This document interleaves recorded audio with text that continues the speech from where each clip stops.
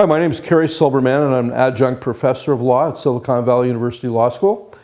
The topic for today, and it's a fairly interesting topic, is how to change the trustee of a living trust.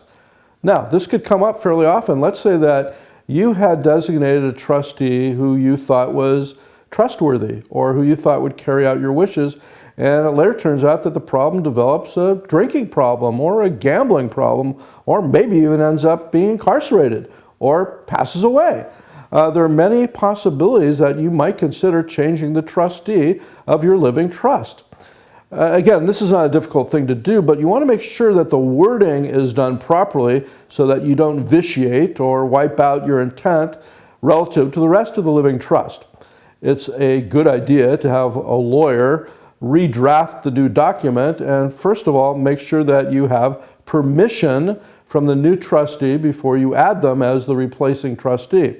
Additionally, if you had your living trust executed properly initially, you may have had a successor trustee, and that successor trustee automatically comes into play if for some reason the first trustee or the initial trustee becomes incapacitated or passes away or becomes no longer trustworthy.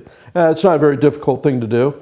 If you're bound and determined to do this yourself, there are forms you can get and form books that you could buy from legal publishers, or you can go to Nolo Press, which is a non-attorney based legal publication. That is to say that non-lawyers can use the publications, but they are usually written by legal scholars that know their area of law. The best practice is just to hire the lawyer. It shouldn't be too expensive to change the trustee, and making sure that you keep the rest of the trust intact. My name is Cary Silberman. I'm an adjunct professor of law at Silicon Valley University Law School.